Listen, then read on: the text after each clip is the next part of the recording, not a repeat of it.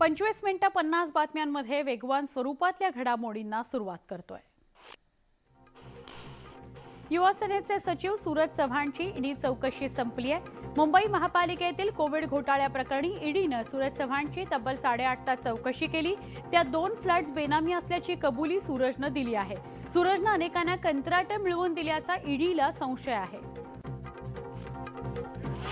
ठाकरे गटाच्या कार्यकर्त्यांकडून मुंबई महापालिकेतील अधिकाऱ्याला मारहाण करण्यात आली। हा सगळा प्रकार समोर आलाय। मुंबई महापालिकेकडून काही भागांमध्ये दूषित पाण्याचा पुरवठा सुरू होता। या विरोधात आज शिवसेनेच्या ठाकरे गटाने मुंबई महापालिकेच्या कार्यालयावर जनआक्रोश मोर्चा काढला होता। देवेंद्र फडणवीसांनी शरद पवारांना चोख प्रत्युत्तर दिलंय। शरद पवारांनी केली तर ती मुत्सद्देगिरी, शिंदेंनी केली तर ती गद्दारी कशी, असा सवाल देवेंद्र फडणवीसांनी उपस्थित केला। रत्नागिरीतील मोदी ॲट 9 या कार्यक्रमात केंद्रीय मंत्री नारायण राणे यांनी मोदी सरकारने केलेल्या विकास कामांचा पाढा वाचला।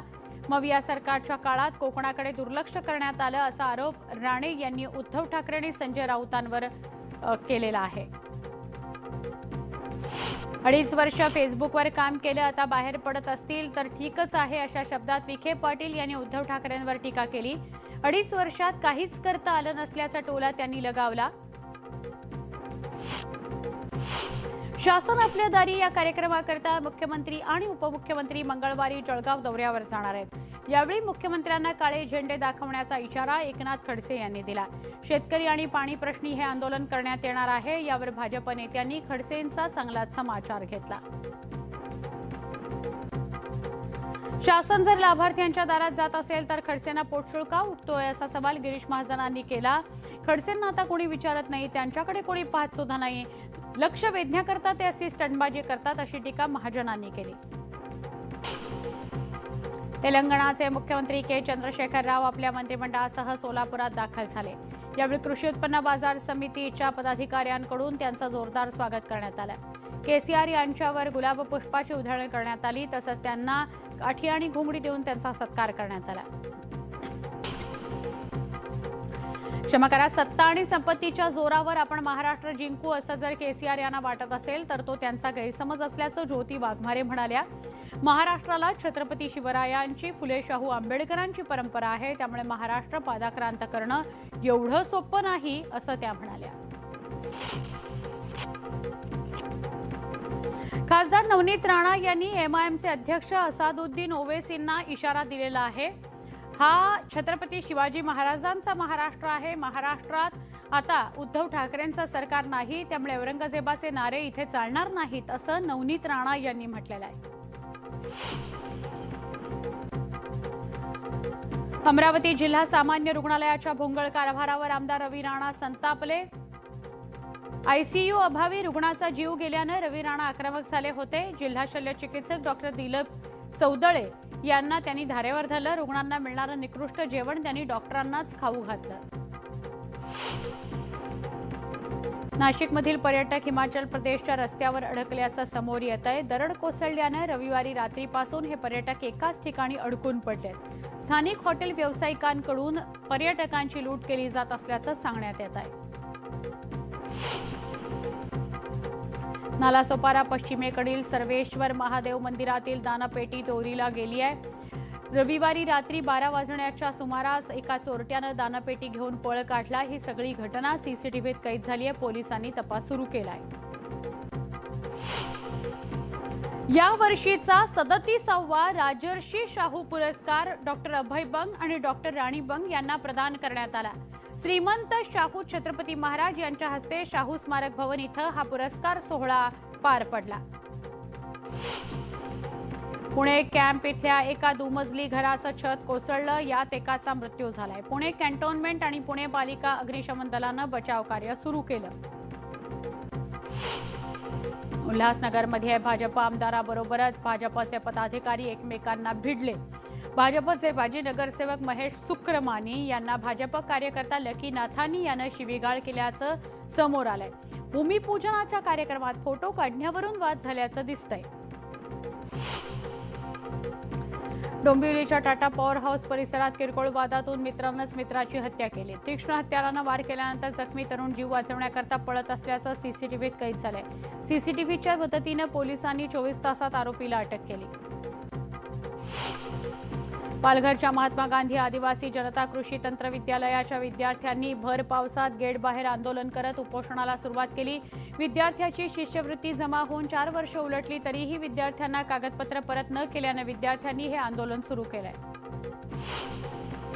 कल्याणमध्ये वाढदिवसाचा केक तलवारीनं कापल्याचा व्हिडिओ सोशल मीडियावर व्हायरल होतोय। पत्री पूल भागातील हा व्हिडिओ असल्याची माहिती समोर येते। पोलिसांनी आरोपीला ताब्यात घेतलंय। जोपर्यंत जमीन पूर्णतः ओली होत नाही तोपर्यंत पेरणी करू नका असं आवाहन कृषी आयुक्तांकडून करण्यात आलेलं आहे। 21 जूनपर्यंत पावसाचं प्रमाण कमी होतं। आता मात्र पावसाला सुरुवात झाली आहे। वेधशाळेचे अंदाजही सकारात्मक असल्यानं पेरणी करता थोडं थांबा असं सांगण्यात येत आहे। कोल्हापूरच्या धरण क्षेत्रामध्ये पावसाचा जोर वाढल्यानं आता धबधबे खुले होऊ लागलेले आहेत। राधानगरी इथल्या राऊतवाडी नंतर आता आजरामधील रामतीर्थ धबधबा प्रवाहित झालेला आहे। धबधबे पाहण्याकरता पर्यटक गर्दी करतायत। लातूर जिल्ह्यातल्या शिरूर अनंतपाळ तालुक्यातील जवळगा गावात श्री रामलिंगेश्वर मंदिरात विशेष पूजा करून पावसासाठी साकडं घालण्यात आलं। पूजेनंतर खीर आणि वरण भाताचा प्रसाद वाटण्यात आला। यवतमाळ जिल्हा परिषदेकडून लहानग्या विद्यार्थ्यांच्या जीवाशी खेळ केला जात असल्याचं समोर आलंय। पडक्या धोकादायक इमारतीत या विद्यार्थ्यांना शिक्षण घ्यावं लागतंय। पालकांनी वारंवार केलेल्या तक्रारीनंतरही कारवाई होत नसल्यानं संताप व्यक्त होतोय। अमरावतीत कृषी केंद्रावर शेतकऱ्यांच्या मोठ्या प्रमाणावर रांगा दिसून येत आहेत। एका शेतकऱ्याला एकावेळी एकच कपाशीची बॅग मिळत असल्यानं बियाणं घेण्याकरता तासनतास उभं राहावं लागतंय। नांदेडच्या मुदखेड इथल्या सीआरपीएफ केंद्रात सरळ सेवा भरती अंतर्गत निवड झालेल्या उपनिरीक्षकांचा 94वा दीक्षांत समारंभ संपन्न झाला। सीआरपीएफचे हैदराबाद विभागाचे अप्पर महानिर्देशक रविदीप सिंह साही यांच्या उपस्थितीत हा सोहळा पार पडला। मुंबईतील वसंतदादा पाटील प्रतिष्ठानच्या लॉ कॉलेज आणि मुंबई उपनगर जिल्हा विधी सेवा प्राधिकरण यांच्या संयुक्त विद्यमानं पथनाट्य सादर करण्यात आलं। वांद्रे स्टेशन परिसरात अंमली पदार्थांच्या सेवनाविरोधात जनजागृती करण्यात आली। जिल्हा विधी सेवा प्राधिकरणाचे सचिव सतीश हिवाळे यांनी यावेळी मार्गदर्शन केलं, तर सहाय्यक प्राध्यापक सचिन बोटे यांनी आयोजन केलं होतं। अकोला वासियांचं आराध्य दैवत श्री राजेश्वर मंदिर आणि 119 वर्ष पुरातन असलेल्या श्री विठ्ठल मंदिरामध्ये ड्रेस कोड लागू करण्यात आलेला आहे। भारतीय संस्कृतीप्रमाणे कपडे न घालणाऱ्यांना या दोन्ही मंदिरात प्रवेश बंदी करण्यात आलेली आहे। लोणावळा रेल्वे स्थानकावर इंजिनिअरिंग ब्लॉक घेण्यात आला। 26 जून ते 29 जून दरम्यान लोणावळा स्थानकावरून सुटणाऱ्या दुपारच्या सत्रातील पुण्याहून सुटणाऱ्या 2 लोकलच्या फेऱ्या रद्द करण्यात आल्या। त्यामुळे शाळकरी मुलं, नोकरदार आणि कामगारांचे हाल होणार आहेत। सांगलीतल्या कामगार आयुक्त कार्यालयासमोर कामगारांनी गाजर आंदोलन केलं। प्रलंबित मागण्यांकरता कामगार आक्रमक झाले होते। पुढील आंदोलन कामगार मंत्री सुरेश खाडे यांच्या घरासमोर झोपडी टाकून करण्याचा इशारा करण्यात आलाय। शेतमालाला हमीभाव मिळावा याकरता शेतकऱ्यांच्या विविध मागण्यांसाठी ठाकरे पक्षाच्या वतीने सिंदखेड्यामध्ये जनाक्रोश मोर्चा काढण्यात आला। संतप्त शिवसैनिकांनी हातात शिंगाडा घेत तहसील कार्यालयावर धडक दिली। यावेळी सरकारविरोधात घोषणाबाजी करण्यात आली। ज्ञानोबा माऊली तुकोबा माऊलीच्या जयघोषात संत ज्ञानेश्वर महाराज आणि संत सोपानकाका बंधू भेटीचा सोहळा मोठ्या उत्साहात संपन्न झाला। बंधू भेट होणार असल्यानं माळशिरस आणि पंढरपूर तालुक्यातील भक्तांनी मोठ्या प्रमाणावर गर्दी केली होती। माऊली माऊलीचा जयघोष आणि टाळ मृदुंगाच्या तालाने अनेकांचा कंठ दाटून आला। संत श्रेष्ठ ज्ञानेश्वर माऊली यांच्या पालखीचं 3रं गोल रिंगण ठाकूरबुवा समाधी इथं रंगलं होतं। मोठ्या भक्तिमय वातावरणात रिंगणाला सुरुवात झाली। प्रारंभी पताकाधारी आणि विणेकरी गोल रिंगणी धावले, तर त्यानंतर मानाच्या अश्वांनी रिंगणाच्या 2 फेऱ्या पूर्ण करत माऊलीच्या पादुकांचं दर्शन घेतलं। हा रिंगण सोहळा पाहण्याकरता वारकऱ्यांनी मोठी गर्दी केली होती। संत मुक्ताबाई यांच्या पालखीचं पंढरपूरमध्ये आगमन झालंय। 22 दिवस 550 किलोमीटर प्रवास करून मुक्ताईची पालखी पंढरपुरात दाखल झाली। दरम्यान यावेळी पालखीचं मोठ्या उत्साहात स्वागत करण्यात आलं। पालखीचं आगमन होताच वरुण राजानं हजेरी लावली। पंढरपुरात 27 ते 29 जूनपर्यंत महाआरोग्य शिबिर राबवण्यात येणार आहे। वारकऱ्यांच्या आरोग्यासंदर्भात कोणत्याही समस्या उद्भवू नयेत याकरता प्रशासनाकडून तयारी करण्यात आली आहे। या महाआरोग्य शिबिरामध्ये 3000 डॉक्टर्स आणि आरोग्य कर्मचारी सहभागी असणार आहेत। कामावर नसलेल्या कर्मचाऱ्यांच्या नावे सह्या करून पिंपरी इथल्या जिजामाता रुग्णालयातील लिपिकानं महापालिकेला तब्बल 16 लाखांचा गंडा घातला। या प्रकरणी प्रशासक शेखर सिंह यांनी लिपिकाला निलंबित केले। त्याची खातेनिहाय चौकशी सुरू करण्यात आली आहे। वर्ध्यात 6 तरुणांचा एका मुलीच्या टोळक्याने एकच धुमाकूळ घातला। शहरात 3 ठिकाणी तोडफोड करत सशस्त्र दरोड्याचा प्रयत्न करण्यात आला। त्यांचा हा प्रताप सीसीटीव्हीत कैद झालाय। पोलिसांनी 6 पैकी 4 ताब्यात घेतलाय। धाराशिवच्या उमरग्यामध्ये कौटुंबिक वादातून एका तरुणाला बेदम मारहाण करण्यात आली। जखमी तरुणाचा उपचारादरम्यान मृत्यू झाला। या प्रकरणी 2 आरोपींविरोधात गुन्हा दाखल झालाय। अर्जुन कपूरच्या वाढदिवसाच्या पार्टीमध्ये मलाइका अरोरा तिच्या दिल से चित्रपटातील छैया छैया या लोकप्रिय गाण्यावर डान्स करताना दिसली। पार्टीतील मलाइकाच्या डान्सचा व्हिडिओ सर्वत्र व्हायरल होतोय। अभिनेत्री सारा अली खान सध्या आगामी सिनेमाच्या शूटिंगमध्ये व्यस्त आहे। नुकताच तिचा डान्स प्रॅक्टिसचा एक व्हिडिओ समोर आलाय। यात सारा हटके स्टेप्स करताना दिसते। अभिनेता सोनू सूदनं कोरोना काळात केलेली मदत कोणीच विसरू शकत नाही। त्यामुळे सोनूचा चाहता वर्ग वाढला। नुकताच त्यानं शर्टलेस व्यायाम करतानाचा एक व्हिडिओ जारी केलाय। वयाच्या 49व्या वर्षी सोनूनं फिटनेस पाहून नेटकरी थक्क आहेत। द केरला स्टोरीनंतर पुन्हा एकदा विपुल शाह आणि सुदीप्तो सेन नव्या चित्रपटासह आपल्यासमोर येत आहेत। या जोडीचा बस्तर नावाचा चित्रपट लवकरच प्रदर्शित होतोय। त्याचं पोस्टर समोर आलंय।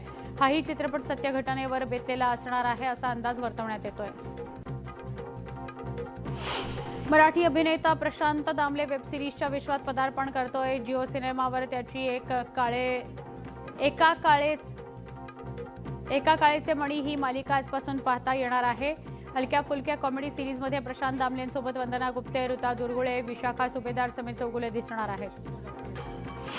अमृता खानविलकर सुट्ट्यांचा आनंद घेण्याकरता रत्नागिरीला गेली आहे। तिथल्या आरे वारे या किनाऱ्यावर फिरतानाचा व्हिडिओ तिने शेअर केलाय। त्याशिवाय अमृता तिथे चक्क मातीची भांडी मडकी बनवायला शिकते। त्याचा व्हिडिओही तिने शेअर केलाय। हॉलिवूड अभिनेता लिओनार्दो डिकॅप्रिओ भारतीय वंशाच्या मॉडेलला डेट करतो आहे अशी चर्चा आहे। 48 वर्षाच्या अभिनेत्याचे 28 वर्षाच्या नीलम गिल बरोबर नाव जोडलं जात आहे।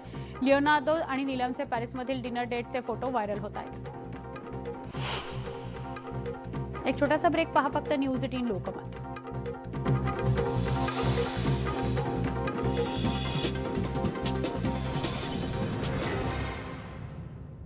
बुलेटिनमध्ये स्वागत।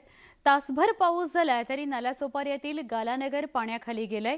त्यामुळे महापालिकेचा नाले सफाईच्या दाव्याची पहिल्याच पावसात पोलखोल झाली आहे। रस्त्यावर इतकं पाणी साचलेलं होतं की फेरीवाल्यांच्या गाड्या 1-1 फूट पाण्यात गेल्या होत्या। नालासोपाऱ्यातील या परिसरासंदर्भात अधिक माहिती देत आहेत आमचे प्रतिनिधी विजय देसाई। नेहमीच येतो पावसाळा आणि पावसाळा आला की गालानगर आणि पाणी हे समीकरण झालेलं आहे। मी आता आलो आहे गालानगरमध्ये। आपण जर पाहिलं तर हा जो गालानगरचा भाग जो आहे पूर्णतः पाण्याखाली गेलेला आहे। हा थोडासा पावसाने आज संध्याकाळपासून पावसाने रिपीट सुरू केलेली आहे आणि या पावसामुळे ही परिस्थिती आहे। जर हा पावसाचा जोर वाढला तर या ठिकाणी हा जो परिसर आहे पूर्ण पाण्याखाली जाऊ शकतो। माझ्यासोबत या ठिकाणचे शाखा प्रमुख आहेत। काय सांगाल, काय परिस्थिती असते? दरवर्षीप्रमाणे हा त्रास गेली 25 वर्ष हा गालानगर पूर्ण भरलेला जातो। तर इकडच्या लोकांना स्थानिकांना जो त्रास होतो की इथले नगरसेवक वगैरे इकडे रस्ते करतात। बरं आता बघायला गेलं तुम्ही हा अजून गटाराची लाईन आहे, ही अजून साफसफाई झाली नाही। मला तर वाटतं ह्याच्यामध्ये दरवर्षीप्रमाणे घोटाळे याचे बाहेर निघत असतात। कधी आमची नाळी सफाई झाली नाही, झाकण लागले नाही, कारण पाणी तुंबून राहिले।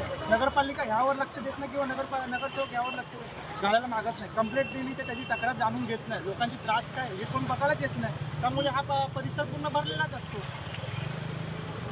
या ठिकाणचा परिसर हा नेहमीच येतो पावसाळ्याने दरवर्षीच भरतो। याकडे पालिका कधीतरी उपाय करेल का असा प्रश्न येथील नागरिक विचारत आहेत। विजय देसाई, न्यूज 18 लोकमत, नालासोपारा। या बातमीसह बुलेटिनमध्ये इथेच थांबतोय। ताज्या बातम्यांसह पुन्हा एकदा काही क्षणात परत भेटूया। पहा फक्त न्यूज 18 लोकमत।